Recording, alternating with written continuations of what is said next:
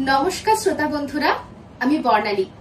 আপনাদেরকে স্বাগত জানাই অন্ধকারের গল্পকথার সেই অচেনা অন্ধকারে, যেখানে প্রতিটি ছায়ার আড়ালে লুকিয়ে থাকে অজানা আতঙ্ক, আর প্রতিটি নীরবতাই যেন ফিসফিস করে বলে দিয়ে যায় কোনো না বলা রহস্যের কথা। তাহলে প্রস্তুত হন, চারপাশের আলো নিভিয়ে মনকে স্থির করে প্রবেশ করুন অন্ধকারের গভীরে। শুরু হচ্ছে আজকের গল্প। আপনারা পুরো গল্পটা শুনে কমেন্ট করে বলে যান গল্পটা কেমন লাগলো। আর পুরো গল্পটাই কিন্তু আপনাদেরকে হেডফোনে শোনার অনুরোধ রইল। তাহলে তাড়াতাড়ি লাইক বাটনটা চাপুন আর শুনতে শুরু করুন আমাদের আজকের নিবেদন। আমাদের গ্রীষ্মের দুপুরটা কাটতো অন্য রকম ভাবে। গ্রীষ্মের দুপুরে ঘরের মধ্যে বিছানা যেন মনে হতো আগুনের মতো গরম। মা তালপাতার পাখা নিয়ে হাওয়া করত, কিন্তু দুপুরে খাওয়া দাওয়ার পর মায়ের একটু ভাত ঘুম দেবার অভ্যাস ছিল। তাই হাওয়া করতে করতে কখন যে সে ঘুমিয়ে পড়তো তা আমি বুঝতে পারতাম। আসলে তালপাতার হাওয়া থেমে গেলেই পাখা সহ মায়ের হাতটা আস্তে আস্তে নিচের দিকে নেমে আসতো, আর তখন পাখাটা এসে আমার গায়ে লাগতো। পাখাটা থেমে যাওয়া কিংবা আমার গায়ে এসে লাগতেই আমি বুঝতে পারতাম মা ঘুমিয়ে পড়েছে। তখন সামান্য কিছুক্ষণ অপেক্ষা করতে হতো তার ঘুমটা কত গাঢ় হয়েছে তা বোঝার জন্য। যখনই বুঝতে পারতাম যে ঘুম বেশ গভীর হয়ে এসেছে, তখনই প্রথমে বিছানায় মায়ের কাছ থেকে সামান্য সরে আসতাম পাশের দিকে। তারপর মায়ের ঘুমন্ত মুখের দিকে দৃষ্টি রেখে আস্তে আস্তে বিছানা সেরে নিচে নামতাম। সে সময়ের বিছানা, খাট এসব থাকতো বেশ উঁচু। এখন তো মনে হয় বসার চেয়ারের মতো বিছানা নিচু হয়ে এসেছে। আমাদের সময় ছোটবেলায় বিছানায় ওঠার জন্য আমাদের বেশ কষ্ট করতে হতো একা একা। সে সময় এক একটা যে বিছানা, খাট এসবের বাহার দেখেছিলাম তা তোমরা এখনকার দিনে দেখতে পাবে না। আমি একবার প্রায় একটা বেশ বড় উঁচু আর লম্বা বিছানা দেখেছিলাম, যেখানে পাশাপাশি 10 জন শুয়ে ঘুমোতে গেলেও তার জায়গার অসুবিধে হতো না। সে বিছানা এত শক্ত আর এত সুন্দর করে বানানো যে সে বোধহয় পরে 100 বছর পর্যন্ত সেভাবেই থেকে যাবে। বিছানা যত নরম হবে তত ঘুমোতে কষ্ট। ঘুমের মধ্যে বারবার মনে হবে যেন কোথায় আমি চলে যাচ্ছি। বিছানা হতে হবে মাঝামাঝি ধরনের, তাহলে ঘুমিয়ে কিংবা বিশ্রাম করে আরাম পাওয়া যায়। বিছানা থেকে নেমে পা টিপে টিপে ঘরের দরজা এমনভাবে খুলতে হতো যেন সামান্য শব্দ না হয়। তারপর সেই দরজা আবার কেমনভাবেই ভিজিয়ে দিয়ে আস্তে আস্তে বাইরের দিকে পা রাখার সময় সব দিক ভালোভাবে খেয়াল রাখতে হতো, যেন কোনো দুঃসাধ্য কাজ করতে চলেছি। তারপর যখন দেখা যেত কেউ কোথাও থেকে আমায় দেখছে না, তখন এক দৌড়ে বাড়ির বাইরে বেরিয়ে পড়তাম। তবে ছোট থেকে আমার বন্ধু বান্ধবের সংখ্যা কম ছিল। তোমরা জানো, আসলে অন্যান্যদের মতো আমার শৈশবকালটা ঠিক সেভাবে কাটেনি। আমার শৈশবকালে সেই কাল ভৈরবের সঙ্গে দেখা হওয়ার পর থেকেই আমার জীবন বদলে যেতে শুরু করেছিল। কৈখালি মাঠের মধ্যে কাল ভৈরব যখন আমায় তার চোখের মধ্য দিয়ে অন্য এক জগৎ দেখিয়েছিল, তারপর থেকে আমার মন কেমন উদাস হয়ে থাকতো। বারবার মনে হতো বহু দূরের কোনো পথে আমায় চলে যেতে হবে, বহু দূরের কোনো কোথাও, বহু দূরের কোনো দেশে। কোথাও কেউ যেন আমার জন্যে অপেক্ষা করে আছে। সেখানে গিয়ে না পৌঁছনো পর্যন্ত আমার মনের এই দ্বন্দ্ব যেন চলতেই থাকবে। ঘর থেকে বাইরে বেরিয়ে চুপি চুপি বাড়ির চৌহদ্দি পেরিয়ে যেতাম। তারপর এক দৌড়ে গিয়ে পৌঁছতাম বাড়ির পাশের সেই মাঠে, কৈখালির মাঠ। এদিকে ওদিকে ছড়িয়ে থাকা ঘাসের জমির গোটা অংশ জুড়েই মাঠ। দুপুরের তপ্ত রোদে এখানে ওখানে গরু বলদ চড়ে বেড়ায়। মাঠের প্রান্তরে বড় বড় গাছের তলায় গরুগুলো মাঝে মাঝে গিয়ে একটু জিরিয়ে নেয়, তারপর আবার সেই দপ্ত রোদকে অগ্রাহ্য করে ঘাস খাওয়ার জন্য মাঠের মধ্যে ঢুকে পড়ে। দুপুরের পাখির ডাক মাঝে মাঝে এদিক ওদিক থেকে ভেসে আসে। আকাশের গায়ে কিছু পাখি উঠতে উঠতে যেন আকাশের গায়ের নীল রং নিজেদের ডানায় মেখে নিতে চায়। এমন এক একটা দুপুর আসে যে দুপুরগুলোর কথা না বললেই নয়। সে দুপুরে যেন কিছুই ভালো লাগে না, খেতে ইচ্ছে করে না, ছুটতে ইচ্ছে করে না। হাঁটতে হাঁটতে গিয়ে পৌঁছায় নদীর ধারে। শুধু মনে হয় এক জায়গায় যেন চুপ করে বসে থেকে আকাশ পাতাল ভাবতে থাকি। এমনই এক দুপুরে কৈখালি মাঠের গাছের তলায় বসে রয়েছি, এমন সময় আমার কাছে এসে পৌঁছলো যতীন। যতীন আমার বাড়ি থেকে কয়েকটা বাড়ি পরেই থাকে। সেও ব্রাহ্মণের ছেলে। তার বাবা এখানে ওখানে যজমানি করে সংসার চালায়। আমার সঙ্গে যতীনের একটা বেশ ভাব ছিল। মাঝে মাঝে আমরা দুপুর বেলায় হাঁটতে হাঁটতে চলে যেতাম পূবের জঙ্গলের দিকে। কখনো কখনো সেই জঙ্গল ফেলে অনেক দূর পর্যন্ত বেরিয়ে আসতাম।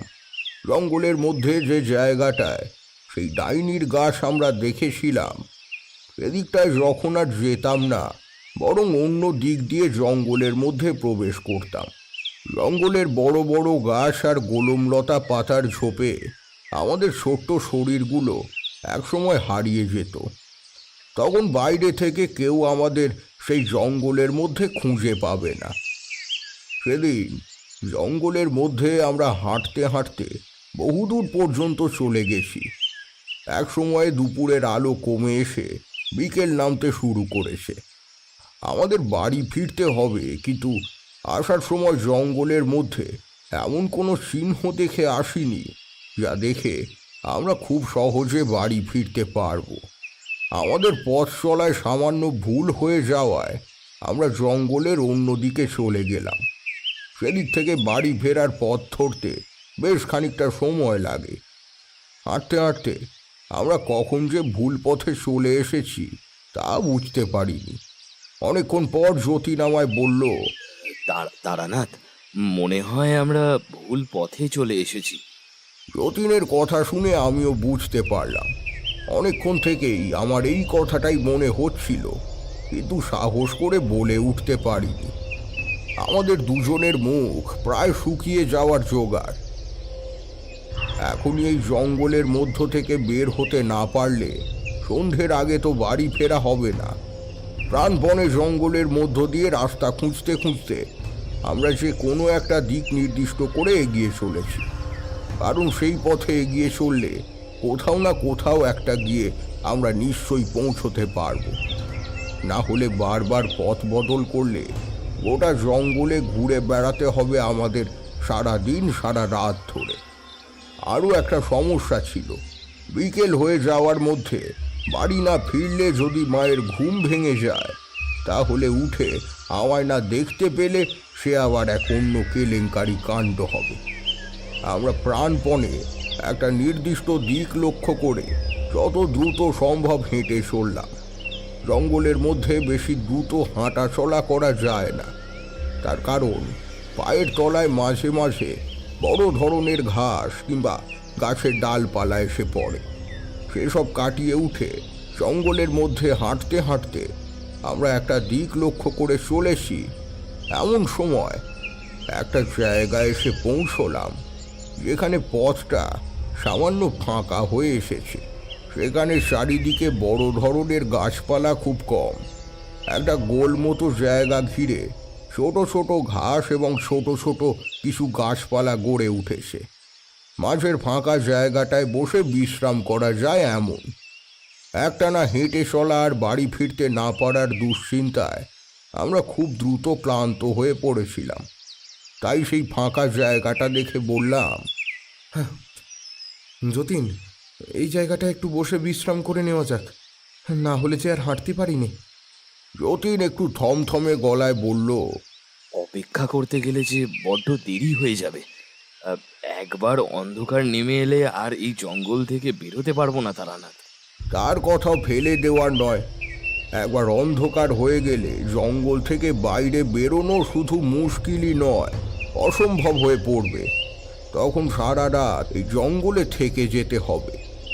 আমার প্রবল ইচ্ছা থাকা সত্ত্বেও সেই জায়গাটায় আমরা বিশ্রাম করবার জন্য বসলাম না। হাঁটতে হাঁটতে আরও অনেকক্ষণ এড়িয়ে যাওয়ার পরে বুঝতে পারলাম আমরা আবার সেই ফাঁকা গোল মতো জায়গাটায় এসে পড়েছি।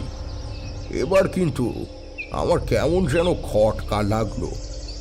আমরা কিন্তু আমাদের চলার পথ একবারও পরিবর্তন করিনি, বরং একটা নির্দিষ্ট দিকেই আমরা হেঁটে চলেছি।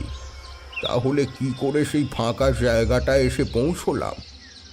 একবার মনে হলো এটা হয়তো জঙ্গলের মধ্যে অন্য কোনো একটা ফাঁকা জায়গা, যেটাকে আমরা আগের বারের মতোই ভেবে নিচ্ছি।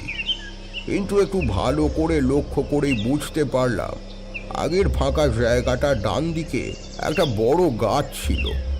এখানেও তেমন একটা গাব গাছ রয়েছে, তবে সেই গাছটা এখন আমাদের বাঁ দিকে। আমি সেখানে স্থির হয়ে দাঁড়িয়ে যতীনকে বললাম, যতীন, আমার মনে হয় আমরা পথ ভুল করেছি। সেই আগের বারের ফাঁকা জায়গাটাতেই আমরা এসে পড়েছি, যেখানে তোমায় বিশ্রাম নেবার কথা বলেছিলাম। দেখো দেখো সেই গাব গাছটা, তাকাও ওদিকে দেখো। যতীন প্রাথমিক ব্যাপারটা বুঝতে পারিনি। তারপর চারিদিকে তাকিয়ে যখন বুঝতে পারলো, তখন ভয়ে তার মুখ শুকিয়ে গেল। সে আমার দিকে তাকিয়ে বলল, আমরা মনে হয় ভুলো ভূতের পাল্লায় পড়েছি তারানাথ। ভুলো ভূত? সে আবার কি? এই জঙ্গলের মধ্যে ভুলো ভূত আছে বলে আমি শুনেছি। সে জঙ্গলে পথ হারিয়ে ফেলা মানুষদের ঘুরিয়ে ঘুরিয়ে তারপর এক সময় মেরে ফেলে। আমাদের আমাদের কি হবে তারানাথ? যতীন যে ভীতু ছেলে তা কিন্তু নয়। এমন অনেকবার তার অনেক সাহসী কাজকর্ম আমি দেখেছি। তাই সে নিজেই যখন এই ব্যাপারটা নিয়ে ভয় পাচ্ছে, তখন আমার কেমন যেন মনে হলো সে মিথ্যে বলছে না। তার উপর এই জঙ্গলে আমরা সেই ডাইনির গাছ দেখতে পেয়েছি। এরপরও ভয় না পাওয়ার মতো কোনো কারণ আমাদের নেই। এরই মধ্যে জঙ্গলের চারপাশে অন্ধকার নামতে শুরু করেছে। বাইরের আকাশে যদিও সূর্যের রেখে যাওয়া শেষ অস্তরাগের আলো রয়েছে, কিন্তু তাই গভীর জঙ্গলের মধ্যে কোনোভাবে ঢুকতে পারছে না। শুধু সেই ফাঁকা গাছটাই দাঁড়িয়ে আছে বলে আমরা তাও আলোতে কিছুটা দেখতে পাচ্ছি। সামনের জঙ্গলের মধ্যে একবার ঢুকে পড়লে আর সেভাবে কিছুই বোঝা যাবে না। আমার মন কেমন যেন বলতে লাগলো আমরা এই জঙ্গল থেকে ঠিক বেরিয়ে পড়ব। ছোটবেলা থেকেই আমার সাথে মাঝে মাঝেই এমনটা হতো। কোনো ব্যাপার নিয়ে আমার মন আমায় আগে থেকেই জানান দিয়ে যেত অনেক কিছু। ঠিক তখনও আমার তেমনই মনে হলো যে এই জঙ্গল থেকে আমরা ঠিক বেরিয়ে আসতে পারব। যত রাতই হোক না কেন, এই জঙ্গল থেকে আমাদের বের হতে খুব একটা অসুবিধে হবে না। তাই যতীনকে বেশ জোরের সঙ্গেই বললাম, যতীন, ভয় পাস না, আমরা এই জঙ্গল থেকে ঠিক বেরিয়ে পড়ব। তবে আয়, তার আগে এখানটা বসে একটু বিশ্রাম করে নে, না হলে কিন্তু আর হাঁটতে পারবো না। যতীনের প্রবল আপত্তি সত্ত্বেও আমরা সেই ফাঁকা জায়গাটায় সেই গাছে হেলান দিয়ে দুজনে দুদিকে বসলাম। যতীন বারবার কেমন যেন অদ্ভুতভাবে এদিক ওদিক তাকাতে লাগলো। আমার কিন্তু বারবার মনে হতে লাগলো আমরা ঠিকই এই জঙ্গল থেকে বেরিয়ে পড়ব, তবে তার জন্য বেশ কিছুটা সময় লাগবে। গাব গাছের তলায় আধো অন্ধকারে বসে রয়েছি। চারিদিক থেকে একটা ঠান্ডা হাওয়া ভেসে এসে আমাদের গায়ে লাগছে। এমন যেন দু চোখ জুড়িয়ে আসার মতো অবস্থা। আসলে এতক্ষণ হাঁটা আর বাড়ি না ফিরতে পারার দুশ্চিন্তার জন্য শরীর মন বোধহয় অবসন্ন হয়ে আসছিল। আর এই কারণেই আমরা গাছের তলায় বসে অল্প বোঝা চোখে সামনের জঙ্গলের দিকে তাকিয়েছিলাম। কখন যে চোখটা লেগে এসেছে তা খেয়াল নেই। যখন চোখ খুললাম, তখন দেখি আমার থেকে কয়েক হাত দূরে একজন লোক দাঁড়িয়ে আছে। তার পরনে লাল রঙের কাপড় আর ডান হাতে ধরা একটা লোহার ত্রিশূল, বাঁ হাতে একটা কমণ্ডলু অদ্ভুতভাবে ধরা রয়েছে, যেন এখনই সেই কমণ্ডলু থেকে জল বেরিয়ে আসবে। আর সে জল কোনো সাধারণ জল নয়। আমার মতো বোধহয় যতীনও ঘুমিয়ে পড়েছিল। তার দিকে একবার তাকিয়ে দেখলাম সে গাছে হেলান দিয়ে তখনও চোখ বুজে রয়েছে। আমি কিন্তু তাকে না ডেকেই সামনের সেই লোকটার দিকে তাকালাম। এর আগে বাড়িতে অনেক সাধু সন্ন্যাসী আমি দেখেছি, তাই এই লোকটা যে কোনো এক সাধু সন্ন্যাসী তা বুঝতে দেরি হলো না। আমার দিকে তাকিয়ে সে হাসি মুখেই বলল, এখানে এভাবে বসে আছিস কেন বেটা? হ্যাঁ, শুধু শুধু বসে আছি বুঝি? আমরা যে জঙ্গল থেকে বাইরে যাবার পথ হারিয়েছি। এখানে এভাবে বসে থাকলে কি পথ পেয়ে যাবি? সন্ধে নেমে আসছে যে, আর অন্ধকারের মধ্যে জঙ্গলে যদি আরো পথ হারিয়ে ফেলি তখন কি হবে? পাগল ছেলে, তুই পথ হারাবি কেন? তুই নিজেই যে নিজের পথের সন্ধান করে চলেছিস। সাধু বাবার কথা আমি কিছুই বুঝতে পারলাম না। তখনও আমার মনে এইসব বোঝার মতো ক্ষমতা কিংবা বুদ্ধি কোনোটাই তৈরি হয়নি। আমি বোকার মতোই প্রশ্ন করে বসলাম, সে পথ কি জঙ্গলের বাইরে আছে সাধু বাবা? সাধু আমার কথা শুনে অদ্ভুতভাবে হাসতে হাসতে আমার পাশের ফাঁকা জায়গাটায় বসে পড়লেন। তারপর বললেন, পাগল ছেলের কথা শোনো। ওরে, সেই পথ যে সব কিছুর বাইরে আছে। সে পথে যেতে গেলে সব কিছু ছেড়ে যেতে হয়। তুইও একদিন সেই পথে যাবি, তবে তোর এখনো সময় হয়নি। তার কথা আমি কিছুই বুঝতে পারছিলাম না, কিন্তু তার কথার মধ্যে বেশ একটা সুন্দর ভাব ছিল। তাতে আমার মন জুড়িয়ে গেল। এই জঙ্গলের মধ্যে পথ হারিয়ে ক্লান্ত হয়ে গাছের তলায় বসে থাকা, বাড়ি ফিরতে না পারার ভয়ে, তার উপর যতীনের বলা ভুলো ভূতের ভয় তো আছেই, তারপরেও এই সাধুর আমার পাশে এসে বসাতে যেন আমার মনের মধ্যে একটা অদ্ভুত প্রশান্তি ছড়িয়ে পড়ল। যেন মনে হতে লাগলো এই সাধু যতক্ষণ আমাদের সাথে আসে ততক্ষণ আমাদের কোনো ভয় নেই। এই গাছের তলায় বসার আগে মনের মধ্যে যে একটা ভাব জেগে উঠেছিল, যেই জঙ্গল থেকে ঠিক বেরিয়ে পড়তে পারবো, সেই ভাবটাই এই সাধু এসে বসাতে যেন দ্বিগুণ হয়ে উঠল। সাধু তার হাতের ত্রিশূল আর কমণ্ডলু একপাশে রাখতে রাখতে বললেন, দেখ তো তারানাথ, এটা চিনতে পারিস নাকি? বলেই সাধু তার কোমরের খুঁট থেকে একটা ছোট্ট পাথরের মতো টুকরো বার করে আমার দিকে দেখালো। আমি অবাক হয়ে তাকিয়ে দেখলাম কোনো সাধারণ পাথরের টুকরো নয়, একটা ছোট্ট কালো মোলায়েম পাথরের টুকরো দিয়ে কেউ যেন একটা মূর্তির মতো কিছু বানিয়েছে।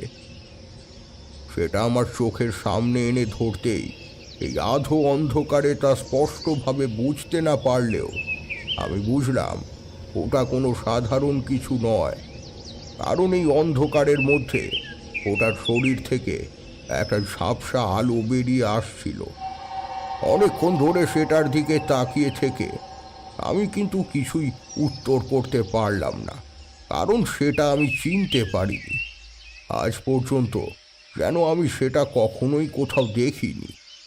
আমি সেটা না চিনতে পারায় সাধু মনে মনে কেমন যেন বিষণ্ণ হয়ে বললেন, চিনতে পারলি না বেটা? তা তুই চিনবি বা কি করে? সে যে অনেক যুগ আগেকার কথা। সাধুর কথাবার্তা কেমন যেন এলোমেলো অস্পষ্ট। আমি তার দিকে তাকিয়ে ভাবতে লাগলাম, বহু যুগ আগের কথা যদি হয় তাহলে আমার মনে থাকবে কি করে? আমার তো এখনো কিশোর বয়স, বহু যুগ আগে আমি তো কোথাও যাইনি। ভাই মূর্তিটা আমি বহু যুগ আগে যদি দেখেও থাকি তাহলে তা এখন মনে থাকবে কি করে, এই ভেবেই বললাম। আমি তো এখন অনেক ছোট, বহু যুগ আগে আমি কি করে এই মূর্তিটার কথা মনে রাখবো? সাধু যেন আমার কথায় কিছু হঠাৎ করে মনে করতে পেরে বললেন, হুম, তা ঠিক বলেছিস। আমারই ভুল। তুই সেসব কথা কি করেই বা মনে রাখবি? আমার নিজেরই সব ভালোভাবে মনে থাকে না। আচ্ছা তারানাথ, তা তুই কি মাঝে মাঝে এই জঙ্গলে আসিস? আমি মাথা নাড়িয়ে বুঝিয়ে দিলাম, হ্যাঁ আসি। সাধুর মুখে যেন হাসি ফুটে উঠল। তিনি বললেন, এরপরে যখন আবার এখানে আসবি তখন আমার জন্য এখানে অপেক্ষা করবি, বুঝতে পারলি? তোকে আমি একটা জিনিস দেখাবো। আমি তার কথা কিছুই বুঝতে পারছিলাম না, তবুও তার কথা বলার ধরন দেখে মনে হচ্ছিল সে যেন বহু বছর ধরে আমায় চেনে। আর তার সাথে কথা বলতে আমার এতটুকু সংকোচ বোধ কিংবা ভয় হচ্ছে না। একটা অচেনা মানুষের সাথে আমি খুব সহজেই কথা বলে চলেছি। তাই সেভাবেই বললাম, আজ তো বাড়ি ফিরতে অনেক দেরি হয়ে যাবে, মনে হয় কয়েকদিন আর বাড়ির বাইরে আসতে পারবো না। কিন্তু সেদিন আসতে পারবো, সেদিন আমি এখানে চলে আসব। কিন্তু তুমি জানবে কি করে আমি কবে এখানে আসব? সাধু আবার হেসে উঠলেন। যখন মানুষ কোনো একটা বাচ্চাদের মতো কথা বলে বসে তখন যেমন তাচ্ছিল্যের হাসি হাসে, ঠিক তেমনই। তারপর বলল, এই যে আজ যেমন আমি বুঝতে পেরেছিলাম তুই এখানে আসবি, তেমন তুই এখানে এলেই আমি ঠিক বুঝতে পেরে যাব। এখন চল চল, তোদের বাড়ি পৌঁছে দিই। আমার কাছ থেকে যতীন যেন ঠিক সেই মুহূর্তে ঘুম ভেঙে জেগে উঠল। তারপর আমায় আর সাধু বাবাকে বসে থাকতে দেখে প্রথমে কিছুটা অবাক হয়ে গেলে সাধু বাবা বললেন, ঘুম হলো বেটা? এখন চল, বাড়ি ফিরতে হবে তো। বলতে বলতে সাধু যে উঠে দাঁড়িয়ে ডান হাতে ত্রিশূল আর বাঁ হাতে কমণ্ডলু নিয়ে জঙ্গলের একটা নির্দিষ্ট দিক লক্ষ্য করে এগোতে লাগলেন। আমি আর যতীন তার পিছু পিছু অনুসরণ করলাম। একটু আগে জঙ্গলের যে দিকটা থেকে আমরা এসেছি সাধু বাবা সেদিকে না গিয়ে সম্পূর্ণ অন্য দিকে আমাদের নিয়ে চললেন। জঙ্গলের মধ্যে ততক্ষণে কেমন যেন অন্ধকার নেমে এসেছে। পায়ের তলায় ডালপালার ঘাসের জমিতে হাঁটা চলার শব্দ, এমন একটা খচখচ আওয়াজ উঠেছে। বহু দূরের কোথাও থেকে পাখির ডাক শোনা যাচ্ছে। আকাশের দিকে তাকালে দেখা যায় নীল আকাশে অল্প অল্প করে অন্ধকার জমতে শুরু করেছে। আমরা হাঁটতে হাঁটতে বেশ কিছুটা এসে পড়ার পর বুঝতে পারলাম এবার আমরা বাড়ি ফেরার রাস্তায় চলেছি। কারণ জঙ্গলে ঢোকার সময় যেখানটা দিয়ে আমরা জঙ্গলে এসেছি সেই জায়গাটা বেশ খানিকটা দূরে অন্ধকারে অস্পষ্ট বোঝা যাচ্ছে। আরও খানিকটা এগিয়ে সেই জায়গাটায় সাধু বাবা দাঁড়িয়ে আমাদের দিকে পিছন ফিরে বললেন, এখান থেকে তোরা একাই বাড়ি ফিরে যা। আর তারানাথ, আবার যেদিন আসবি। কথাটা বলেই সাধু বাবা একবার যতীনের দিকে তাকালেন। তারপর আর কিছু না বলে একটা হাত তুলে উল্টো দিকে ঘুরে জঙ্গলের দিকে চলতে শুরু করলেন। আমরা দুজন সাধু বাবার দেখানো পথে আরও একটু হেঁটে এসেই বুঝতে পারলাম জঙ্গলের বাইরে এসে পড়েছি। কিন্তু একবার পেছন দিকে তাকিয়ে দেখলাম বহু দূরের ছায়া মুহূর্তের মতো যেন সেই সাধু তখনও সেখানে দাঁড়িয়ে আছে। আমি তাড়াতাড়ি সামনের দিকে মুখ ফিরিয়ে বাড়ির দিকে হাঁটতে লাগলাম। যতীন হঠাৎ আমায় বলল, তারানাথ, তুই কি ওই সাধু বাবাকে চিনিস? এর আগে কখনো তাকে দেখেছি বলে তো মনে হয় না। লোকটা তোর নাম জানে অথচ তুই তাকে কখনো দেখিসনি? যতীনের এই কথাতে আমার হঠাৎ মনে হলো, আরে তাই তো, সাধু বাবাকে তো আমি আমার নাম বলিনি। তাহলে সাধু আমার নাম জানলেন কি করে? কথাটা মনে আসতেই আরও একবার পেছনে ঘুরে তাকালাম, কিন্তু ততক্ষণে গাছপালার আড়ালে জঙ্গলে ঢোকার সেই পথটা চাপা পড়ে গেছে। যা ভেবেছিলাম তাই হলো। দুপুরে না ঘুমিয়ে বাইরে বেরিয়ে পড়ার জন্য আর সন্ধে নামার পরেও ঘরে না ফেরার জন্য মা বাবার কাছে বেশ এক প্রস্থ বকুনি খেলাম। আরও কয়েকটা দিন এভাবেই কেটে যেতে সেই সাধুর কথা একেবারে ভুলেই গিয়েছিলাম। অথচ আমার অবচেতন মনের কোথায় যেন সেই সাধুর কথাটা লুকিয়েছিল। তাই একদিন দুপুরে যখন আবার বাড়ি থেকে বেরোনোর সুযোগ পেয়ে গেলাম, তখন সেই জঙ্গলে ঢোকার পথটার কাছে এসে দাঁড়ালাম একা। ঠিক তখনই মনে পড়ে গেল সেই সাধু বাবার বলা কথাগুলো। আমি মনের মধ্যে অসংখ্য কৌতূহল আর প্রশ্ন নিয়ে এক পা করে জঙ্গলে ঢোকার সেই পথে পা বাড়ালাম। এদিন ঠিক কোন পথে সেই ফাঁকা জায়গাটায় গিয়ে পৌঁছেছিলাম সেটা আমার মনে নেই, কারণ আমার যাওয়ার সময় তো সেই পথ নির্দিষ্ট রেখে যাইনি। আমরা হাঁটতে হাঁটতে ভুল করে সেই পথে গিয়ে পড়েছিলাম। আর তাছাড়া সেদিন আমার সাথে যতীন নিজেও ছিল, কিন্তু আজ আমি একা। ঠিক কেন যে সেই পথে চলেছি তা আমি নিজেও জানি না। অথচ জঙ্গলে পা দেওয়ার পর থেকেই মনে হচ্ছিল সেই সাধুর কথা। বারবার মনের মধ্যে একটাই কথা ঘুরে ফিরে আসছিল, সেই সাধুকে তো আমি নিজের নাম বলিনি, তাহলে সেই সাধু আমার নাম জানল কিভাবে? তার সাথে সাথে আরও বেশি করে মনে হচ্ছিল তার হাতে দেখা সেই ছোট্ট কালো মসৃণ পাথরের মূর্তির কথা। সেই মূর্তিটা যেন আমার চেনা হওয়ার কথা ছিল, অথচ সেটা আমি চিনতে পারিনি। সেদিন সেই সাধুর সাথে স্বাভাবিকভাবে কথা বললেও তারপর থেকে আমার বারবার মনে হচ্ছিল সেই সাধুর বয়স আমার থেকে অনেক বেশি, আর সেই জায়গায় আমার বয়স অনেক কম। অথচ সেই সাধু আমার সাথে এমনভাবে কথা বলছিল যেন আমার সাথে তার বহুদিনের চেনা। শেষের দিকটায় তার হতাশ হওয়ার ভাবটার মধ্যে যেন তেমনই একটা কিছুর আভাস ছিল যে আমি তাকে চিনতে পারিনি, কিংবা সেই মূর্তিটা চিনতে পারিনি বলে সে মনে মনে খুব দুঃখ পেয়েছে। এসব কথাবার্তা ভাবতে ভাবতে জঙ্গলের মধ্যে হেঁটে চলেছি। দুপুরের তপ্ত রোদ জঙ্গলের যেখানে যেখানে প্রবেশ করার পথ পেয়েছে সেখানকার সব কিছু যেন চোখের সামনে তুলে ধরতে চাইছে। তপ্ত রোদের মধ্যেও একটা হালকা গরম বাতাস মাঝে মাঝে এদিক ওদিক বয়ে যাচ্ছে। গাছের পাতা ডাল তাতে নড়ে উঠছে। গরমকালে সাপের ভয় বেশি থাকে। জঙ্গলের মধ্যে লোকজনের আনাগোনা কম হয় বলে সেই সাপের দল মাঝে মধ্যে বাইরে বেরিয়ে পড়ে। সেই কারণে জঙ্গলের মাটির দিকে চোখ রেখে মাঝে মাঝে চলতে হচ্ছে। সেদিন বাইরে বেরিয়ে আসার সময় যে পথ দিয়ে বেরিয়েছিলাম তাও অন্ধকারে ঢাকা ছিল বলে আজ দিনের বেলায় তা চেনা সম্ভব নয়। তবুও যতটা সম্ভব ততটা সেই দিকেই চলতে শুরু করলাম। অথচ বেশ খানিকক্ষণ হেঁটে আসার পরেও যখন সেই জায়গাটা খুঁজে পেলাম না, তখন মনে মনে এমন যেন হতাশ হয়ে পড়লাম। যেন বারবার মনে হতে লাগলো সেই জায়গাটা খুঁজে পাওয়া আমার পক্ষে সম্ভব নয়।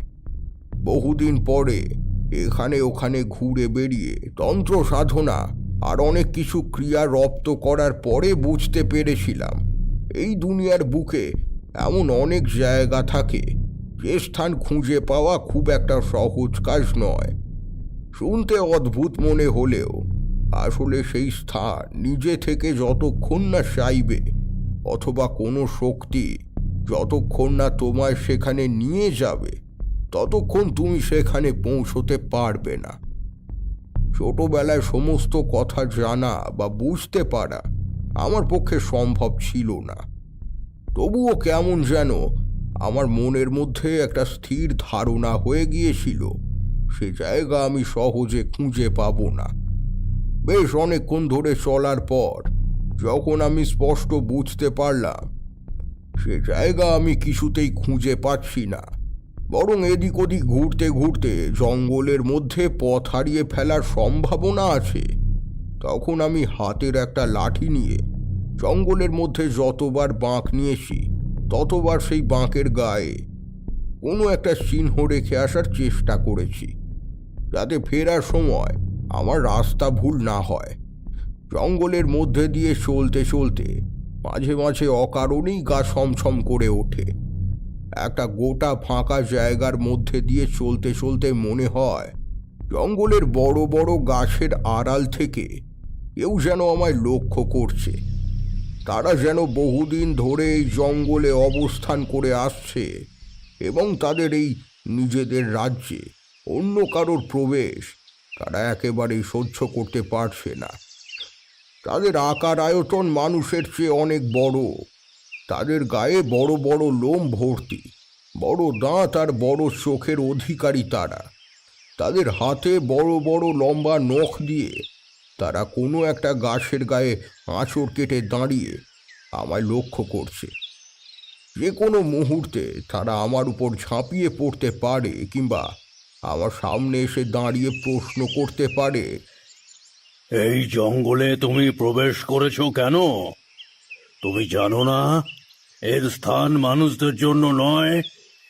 এই স্থানে একমাত্র আমরা থাকতে পারি, আর কেউ নয়, কেউ নয়। কোনোভাবে যদি তাদের সামনে গিয়ে পড়ি তাহলে তাদের কি বলবো তাও আমি মনে মনে ভেবে রেখেছি। আমি বলবো, এক সাধু আমায় এখানে আসতে বলেছে। তার কাছে একটা ছোট্ট কালো পাথরের মূর্তি আছে। সে মূর্তিটা নাকি আমি বহু যুগ আগে চিনতাম, অথচ এখন ভুলে গেছি। আমি তোমাদের এখানে আসতে চাই না। সেই সাধুর সাথে একবার দেখা করেই আমি চলে যাব। আমায় পথ চিনিয়ে দাও। সেই সাধু কোথায় আছে আমায় তাদের কাছে নিয়ে চলো। আমার কথার উত্তরে তারা লম্বা লম্বা নখ দিয়ে দু একবার তাদের মাথার চুল চুলকে নেবে। তারপর সেই কালো বড় লোমশ অন্য জগতের প্রাণী আমায় নিয়ে যাবে সেই সাধুর কাছে। বলবে, তুমি আমার পিছনে পিছনে আসো, আমি তোমায় নিয়ে যাব সেই সাধুর কাছে। কিন্তু একবারও পেছনের দিকে ফিরে তাকাবে না। ফিরে তাকালেই কিন্তু অনেক কিছু দেখতে পাবে। সাবধান। আমিও তার কথা মতো একবারও পিছনের দিকে না তাকিয়ে তার পিছু পিছু গিয়ে পৌঁছবো সেই সাধুর কাছে। সেই সাধু হয়তো আমায় দেখে হেসে বলবে, আরে তারানাথ, তুমি এসে পড়েছো?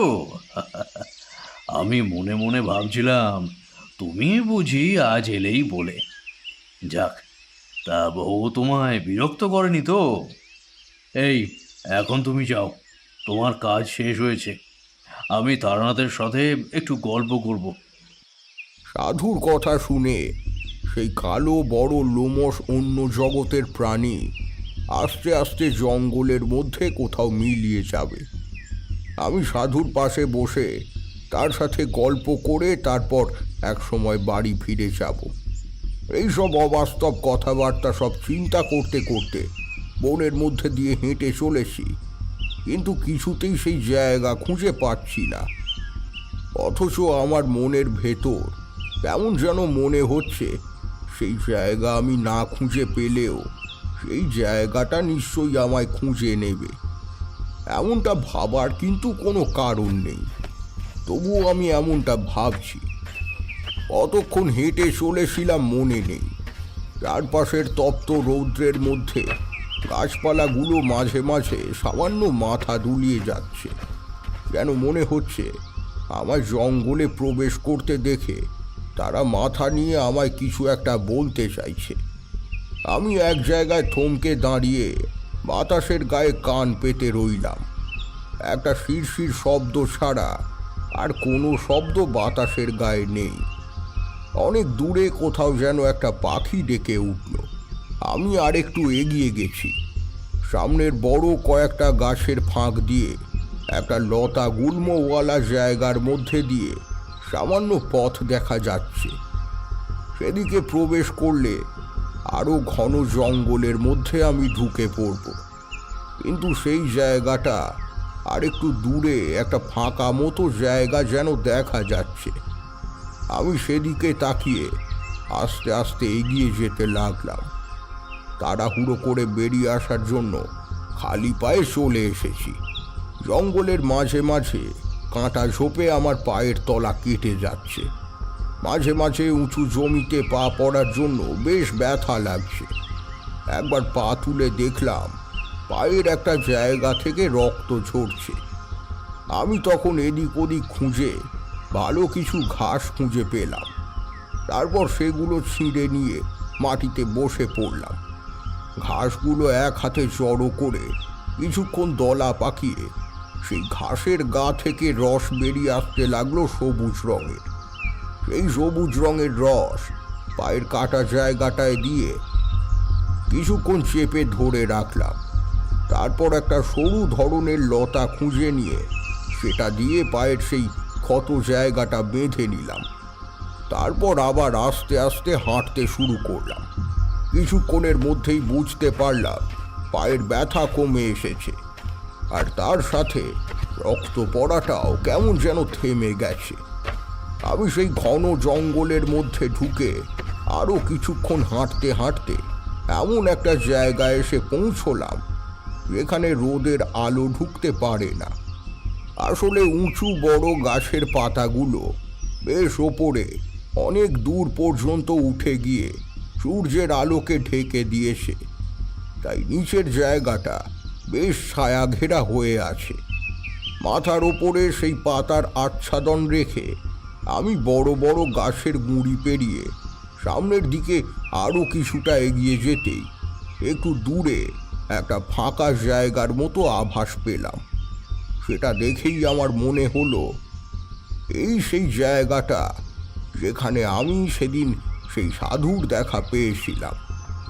আরও কিছুটা এগিয়ে গিয়ে থমকে দাঁড়ালাম, যেন মনে হচ্ছে যত এগিয়ে যাচ্ছি তত সেই জায়গাটা আমার থেকে আরও দূরে সরে যাচ্ছে। ব্যাপারটা শুনতে অদ্ভুত, কিন্তু আমার সাথে এই ব্যাপারটাই ঘটতে লাগলো। এই প্রথম আমার মনের মধ্যে সামান্য ভয় হতে লাগলো। জঙ্গলের ভেতরে এতটা দূর পর্যন্ত চলে এসেছি যে বাড়ি ফেরার পথ খুঁজতে বেশ অসুবিধায় পড়তে হবে। অথচ সেই সাধুর সাথে দেখা হওয়াটা কেন জানি না আমার খুব দরকার, এমন একটা ভাব মনে আছে। সেই সাধুর কথা ভাবতে ভাবতে আবার হাঁটতে শুরু করলাম। এবার একটা অদ্ভুত ব্যাপার লক্ষ্য করলাম।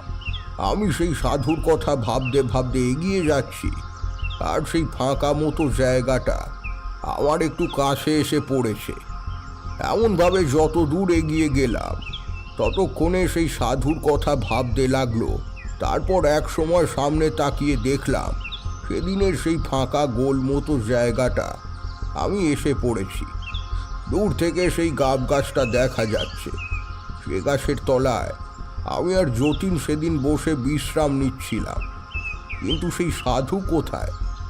সে যে বলেছিল আমি যেদিন এখানে আসব সেদিন সে নিশ্চয়ই আমার আসার খবর জানতে পেরে এখানে এসে পৌঁছবে। আস্তে আস্তে এগিয়ে গিয়ে সে গাব গাছ তলায় বসলাম। তারপর যে পায়ে কেটে গেছে সে পায়ের সেই ঘাসের বাঁধনটা খুলে ফেলে দেখলাম কাটা জায়গাটা এখন অনেকটা সেরে উঠেছে। কিন্তু গাছের তলায় বসে বসে আমার হঠাৎ মনে হলো একজন অচেনা অজানা সাধুর কথায় বিশ্বাস করে এই জঙ্গলের মধ্যে একা এত দূর চলে আসাটা আমার পক্ষে ঠিক হয়নি। দিনের আলো কিন্তু কখনো ভালোভাবে দেখা যাচ্ছে। আমি চাইলেই সেই মুহূর্তে জঙ্গল থেকে বেরিয়ে যাওয়ার একটা চেষ্টা করতে পারি, কিন্তু মনের মধ্যে এমন যেন সেই সাধুর সাথে দেখা হওয়ার একটা প্রবল ইচ্ছে জেগে রইল। আমি গাছের তলায় বসে বসে তার অপেক্ষা করতে লাগলাম। বারবার মনে হচ্ছিল যেন এক্ষুনি ডান দিক কিংবা বাঁ দিকের জঙ্গল থেকে সেই সাধু হাসি মুখে বেরিয়ে এসে বলবে, তারানাথ, আসলে বড্ড দেরি হয়ে গেল বুঝলে। এই জঙ্গলের মধ্যে পথ খুঁজে পাওয়া তো আর সহজ কাজ নয়। জঙ্গলের মধ্যে বসে থাকলে সময়ের অনুমান করা কঠিন হয়ে পড়ে। তবু আমি বুঝতে পারলাম আমি এখানে বসে থাকার পর বেশ কিছুক্ষণ কেটে গেছে। সেই সাধুর অপেক্ষা না করে উঠে বাড়ির দিকে হাঁটা শুরু করব কিনা ভাবছি, এমন সময় ডান দিকে জঙ্গলের দিক থেকে একটা খসখস শব্দ শুনতে পেলাম। যেন সেদিক থেকে কেউ একজন জঙ্গল ভেঙে আমার দিকে এগিয়ে আসছে। আমার মনে হলো সেই সাধুই আমার দিকে এগিয়ে আসছে। তাই আমি উৎসাহী হয়ে সেদিকে তাকিয়ে রইলাম। একটু পরেই সেই জঙ্গলের ভেতর থেকে একজন সাধু আমার দিকে এগিয়ে এলো সত্যি। তবে এ সাধু সেই আগের দেখা সাধু নয়। এ সাধুর লম্বা দাড়ি আর লম্বা চুল সামান্য কালো। তার উপর এই সাধুর হাতে ত্রিশূল কিংবা কমণ্ডলুও নেই। তার বদলে এই সাধুর কাঁধের উপর ঝোলানো একটা চটের ব্যাগ, একটা লাল কৌপিন তার সারা শরীরে জড়িয়ে আছে। তাছাড়া তার নিম্নাঙ্গে পড়ে না একটা লাল রঙের কৌপিন। সেই সাধু প্রথমটায় আমায় দেখতে পায়নি। সেই ফাঁকা জায়গাটায় ঢুকে এদিক ওদিক তাকাতে তাকাতে হঠাৎ করেই আমায় দেখে ফেলল। তারপর একটু কৌতূহলী চোখে আমায় দেখতে দেখতে আমার দিকে এগিয়ে এসে এমন একটা অদ্ভুতভাবে আমার দিকে তাকিয়ে রইল কিছুক্ষণ। তারপর বলল, এই জঙ্গলের মধ্যে তুমি এখানে একা বসে আছো কেন? আমি কিছু না লুকিয়ে রেখেই স্পষ্টভাবে তাকে সেদিনের সেই সাধুর কথা খুলে বললাম। তারপর বললাম, সেই সাধু আমার নাম কিভাবে জানলো সেটাই আমি জানি না সাধু বাবা। তাই তার জন্য আজ অপেক্ষা করছি। সে এলে আমি তাকে প্রশ্ন করব সে আমার নাম কিভাবে জানলো। সাধু আমার বেশ খানিকটা কাছে এসে দাঁড়ালো। তারপর এক সময় গাব গাছের তলায় আমার একপাশে বসে পড়ল। আমি স্পষ্টতই বুঝতে পারলাম এই সাধু বেশ ক্লান্ত হয়ে পড়েছে, কারণ গাব গাছে হেলান দিয়ে সেই সাধু কিছুক্ষণ চোখ বুজে রইলেন। তারপর আমায় বললেন, এই গ্রামের নাম কি বলো তো? আমি গ্রামের নাম বলতেই সেই সাধু কেমন অদ্ভুতভাবে চমকে উঠলেন। তার বন্ধ চোখ দুটো খুলে গেল। গাছের হেলান ছেড়ে সোজা হয়ে মেরুদণ্ড সোজা করে তিনি আমার দিকে তাকিয়ে বললেন, কি বললে? কি বললেই গ্রামের নাম? আমি তার এরকম অবাক হয়ে যাওয়াতে প্রথমে কিছুটা থমকে গেলাম। তারপর আবার সেই গ্রামের নাম বলতেই সোজা হয়ে আমার দিকে তিনি ঘুরে তাকালেন। তারপর বেশ কিছুক্ষণ আমার দিকে তাকিয়ে থেকে বললেন, তোমার নাম কি? আমি আমার নাম বলতেই সাধুর চমক যেন আরও বেড়ে গেল। কেমন যেন কাঁপা কাঁপা গলায় সেই সাধু আমায় প্রশ্ন করলেন, তোমার বাবার নাম কি আদিনাথ চক্রবর্তী? এবার আমার অবাক হওয়ার পালা। এসব আমার সঙ্গে কি ঘটে চলেছে? সেই সাধু সেদিন আমার সাথে এমনভাবে কথা বললে যেন আমি তার বহুদিনের চেনা। তারপর তাকে আমার নাম না বলার আগেই তিনি আমার নাম জেনে গেলেন। আর আজ এই সাধু আমার বাবার নাম পর্যন্ত জানেন। আমি বেশ কিছুক্ষণ সাধুর দিকে তাকিয়ে রইলাম। তার দুটো উজ্জ্বল চোখ কেমন যেন অবাক হয়ে আমার দিকে তাকিয়ে আছে, যেন এমন কিছু দেখেছে যেটা দেখার কথা নয়। তারপর আমার দিক থেকে চোখ ফিরিয়ে চারিদিকের জঙ্গলে ভালো করে তাকাতে লাগলেন। এক সময় বললেন, একটা কথা বলো তো আমায়, তুমি যে এই জঙ্গলে এলে, তুমি একাই এলে না কেউ তোমায় নিয়ে এলো? আগেই বলেছি আমার বয়স তখন কম। সে বয়সে মানুষ মিথ্যে কথা বলতে পারে না। যদিও জীবনে আমি মিথ্যে খুবই কম বলেছি। যখন মনে হয়েছে মিথ্যে কথা বললে কোনো ভালো একটা কাজ হবে কিংবা কারোর কোনো উপকার করা যাবে, তখনই আমি মিথ্যে বলেছি।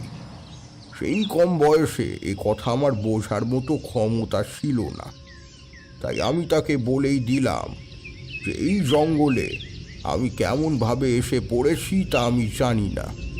বিশেষ করে এই জায়গাটা আমি অনেক চেষ্টা করেও খুঁজে পাচ্ছিলাম না, কিন্তু যখন সেই সাধুর কথা ভাবতে ভাবতে আমি এগিয়ে এলাম, তখন যেন হঠাৎ করে এই জায়গাটা আমি খুঁজে পেলাম। আমার কথা শুনে সেই সাধু আবার যেন চিন্তিত হয়ে পড়লেন। তারপর আমায় বললেন, তুমি আমায় এই জঙ্গলের বাইরে তোমাদের গ্রামে নিয়ে যেতে পারবে? ফেরার পথ যে আমার ঠিকভাবে মনে নেই সাধু বাবা, না হলে আমি আপনাকে নিয়ে যেতাম। তবে আমি একবার চেষ্টা করতে পারি। চলো তো, আমায় একবার তোমাদের গ্রামে নিয়ে চলো। আমরা দুজন উঠে দাঁড়ালাম। তারপর যেদিক থেকে জঙ্গলে প্রবেশ করেছি সেদিকে হাঁটতে শুরু করলাম। বেশ কিছুক্ষণ হেঁটে চলেছি, কিন্তু যে সমস্ত চিহ্ন আমি জঙ্গলের মাঝে রেখে এসেছিলাম তার একটাও খুঁজে পেলাম না। সাধু বারবার আমায় প্রশ্ন করতে লাগলে আমরা কোন দিকে যাব, কিন্তু আমি তাকে স্পষ্ট করে কিছুই বলতে পারলাম না, কারণ আমি নিজেও তো জানি না আমরা কোন দিকে যাব। জঙ্গলের মধ্যে বেশ অনেকক্ষণ ধরে চেষ্টা করার পর হঠাৎ করে এসেই সাধু কেমন একটা অদ্ভুত গলায় বলে উঠলেন, তারানাথ, তুমি আমি একসাথে থাকলেই জঙ্গল থেকে কখনোই তোমাদের গ্রামে পৌঁছতে পারবো না।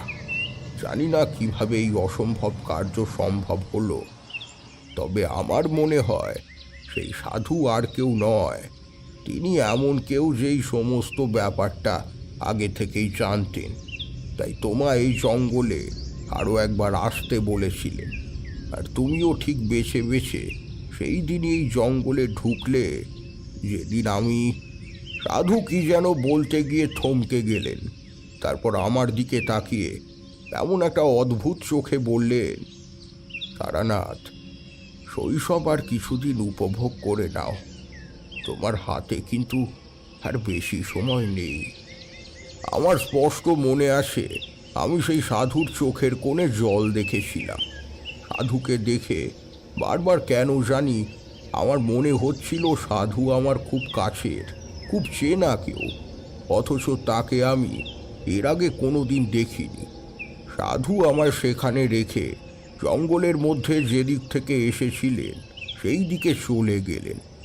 আমি কিছুক্ষণ থমকে দাঁড়িয়ে ভাবতে লাগলাম এখন আমার কি করা উচিত। সেই সাধুর সাথে আমার তো দেখা হলো না, তাহলে তার সাথে দেখা না করেই আমার এই জঙ্গল থেকে বেরিয়ে যেতে হবে। কিন্তু এই যে সাধুর সাথে আমার দেখা হলো, এই সাধুর অদ্ভুত আচরণের কোনো অর্থ আমি বুঝতে পারলাম না। একজন অচেনা অজানা সাধুর আমার সাথে দেখা হওয়ার পর থেকেই এমন একটা অদ্ভুত আচরণ, আর আমায় বিদায় জানানোর সময় তার চোখের কোণে জল আমায় কেমন যেন ব্যতিব্যস্ত করে তুলল।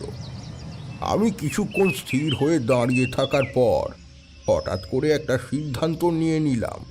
সেই সাধু যেদিক থেকে চলে গিয়েছিল আমি সেদিকে দৌড়াতে শুরু করলাম।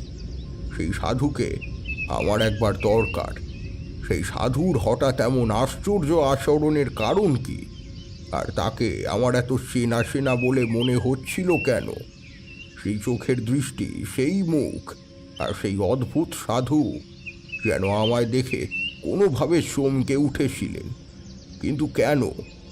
আমার মাথার মধ্যে সমস্ত কিছু তালগোল পাকিয়ে যেতে লাগলো।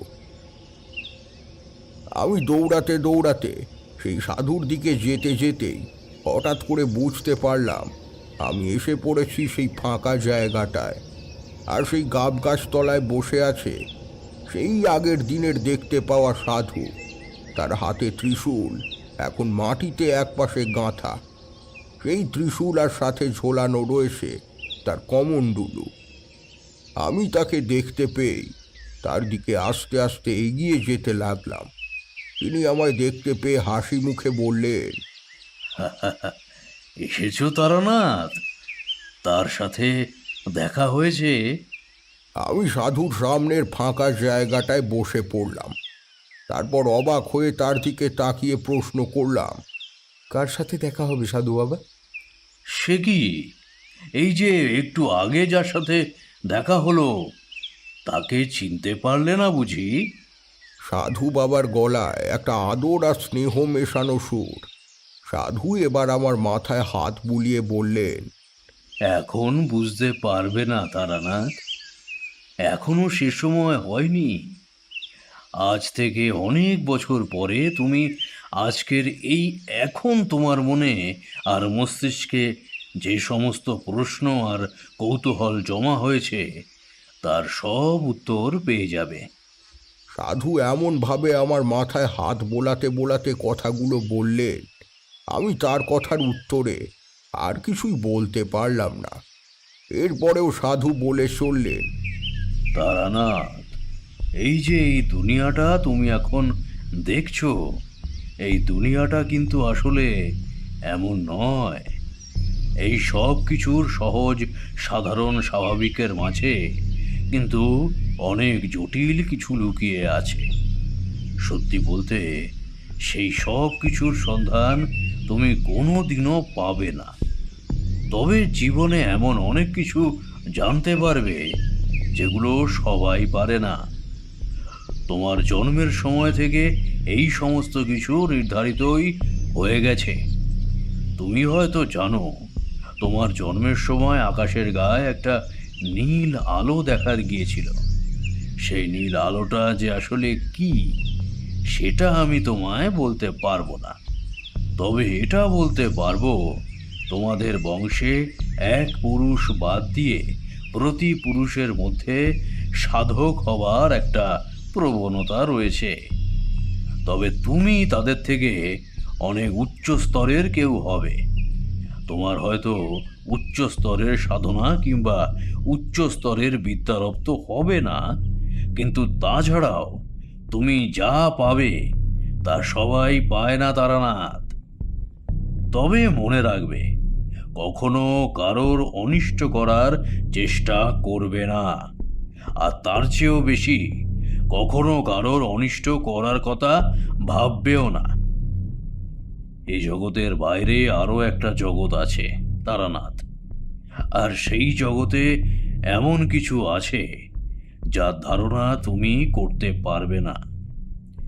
তুমি হয়তো এখন এই সমস্ত কথা কিছুই বুঝতে পারবে না, তবে যে সঠিক সময় হলে সব তুমি নিজে নিজেই উপলব্ধি করতে পারবে তা আমি জানি। আজকের পর তোমার সাথে আমার আর দেখা হবে না। তবে দেখা যে হবে না এ কথাটা বলা ভুল। দেখা হবে, তবে সরাসরি আমার দেখা তুমি কখনোই পাবে না। দেখা হবে, তবে সরাসরি আমার দেখা তুমি কখনোই পাবে না। যদিও পাও তা অন্য কোনোভাবে। সেই সাধু এভাবে অনেক কিছুই বলে চললেন, কিন্তু আমি তার কথার কোনো অর্থই বুঝতে পারলাম না। তারপর এক সময় সেই সাধু নিজে আমায় জঙ্গলের সেই জায়গাটা এনে ছেড়ে দিলেন যেখান থেকে আমি আগের দিন বাড়ি ফিরেছিলাম। জঙ্গল থেকে বেরিয়ে আসার সময় একবার পেছন দিকে তাকিয়ে দেখতে পেলাম সেই সাধু তখনও সেখানে দাঁড়িয়ে। আজ দিনের আলো থাকার জন্য আমি তাকে স্পষ্ট দেখতে পেলাম। তার এক হাতে ত্রিশূল আর অন্য হাতে কমণ্ডলু নিয়ে হাসি হাসি মুখে সে আমার দিকেই তাকিয়ে আছে। এই ঘটনার পরে গোটা ব্যাপারটা আমি ভুলে গিয়েছিলাম অনেক বছর পরে। যখন আমি সাধনার পথে অনেক দূর পর্যন্ত এগিয়েছি, তখন একদিন গ্রামের পথে চলতে চলতে পথশ্রান্ত হয়ে গ্রামের পথের পাশের একটা জঙ্গলের মধ্যে ঢুকে পড়লাম। সেই জঙ্গলটা আমার প্রথম থেকেই কেমন যেন অদ্ভুত মনে হচ্ছিল। সে জঙ্গলটা যেন আমার অনেক দিন আগের চেনা। সেখানে হাঁটতে হাঁটতে একটা ফাঁকা জায়গায় এসে পৌঁছতেই আমি একটা গাব গাছের তলায় একটা বাচ্চা ছেলেকে বসে থাকতে দেখলাম। এরকম একটা জঙ্গলের মধ্যে একটা বাচ্চা ছেলে একা বসে থাকায় আমি কৌতূহলী হয়ে তার দিকে এগিয়ে গেলাম। সে কিন্তু শান্ত চোখে আমায় দেখতে লাগলো। আমি গাব গাছের তলায় তার পাশে বসে হেলান দিয়ে তাকে প্রশ্ন করলাম, এখানে এভাবে একা বসে আছো কেন তুমি? সে কথার উত্তরে সেই ছেলেটা সে সেখানে বসে থাকার কারণ হিসেবে জানালো এক সাধুর সাথে সে দেখা করতে এসেছে। কথা শুনতে শুনতে আমি গাবগাছে হেলান দিয়ে দুচোখ বুজে ফেললাম, কারণ ক্লান্তি আর খিদেতে আমি অবসন্ন হয়ে পড়েছিলাম। সামান্য কিছু সময় পরে আমি সেই ছেলেকে প্রশ্ন করলাম, এই গ্রামের নাম কি বলো তো? ছেলেটি আমার কথার উত্তরে যে গ্রামের নাম বলল, সে গ্রাম আমার বহুদিনের সেনা। সে গ্রামে আমার ছেলেবেলা কেটেছে, সেই গ্রামে আমার অনেক স্মৃতি জড়িয়ে আছে। আর তার উত্তর শুনে আমার মনের মধ্যে বহু বছর আগে আমার সাথে ঘটা একটা ঘটনা মনে পড়ল। আমি চমকে উঠে তার দিকে তাকিয়ে বললাম, তোমার বাবার নাম কি? আদিনাথ চক্রবর্তী? ছেলেটি অবাক হয়ে আমার দিকে তাকালো, যেন সে ভাবছিল আমি তার বাবার নাম কি করে জানলাম। আমার বুকের ভেতরটা এমন যেন হিম হয়ে উঠল। চারপাশের এই তপ্ত রোদের মধ্যেও শীতল বাতাস যেন আমার গোটা শরীর আচ্ছন্ন করে ফেলল। আমি অনেক চেষ্টা করেও তাকে তার নামটা জিজ্ঞাসা করতে পারলাম না, কারণ আমি জানি তাকে আমি তার নাম জিজ্ঞাসা করলেই সে উত্তর দেবে, তার নাম তারানাথ চক্রবর্তী। আপনি শুনছিলেন অন্ধকারের গল্প কথা। এই অন্ধকার যাত্রায় আমাদের সঙ্গে থাকার জন্য অনেক ধন্যবাদ। আজকের গল্পটি আপনার মনে কতটা ছাপ ফেললো তা অবশ্যই কিন্তু কমেন্ট করতে ভুলবেন না, কারণ আপনার প্রতিটি অনুভূতি আমাদের কাছে গুরুত্বপূর্ণ। এইরকম আরো গল্প, ভয়ঙ্কর রহস্যের গল্প শুনতে হলে আমাদের চ্যানেলটিকে সাবস্ক্রাইব করুন আর যুক্ত থাকুন অন্ধকারের এই জগতে। আবার দেখা হবে আরো এক নতুন গল্পে। শুভরাত্রি।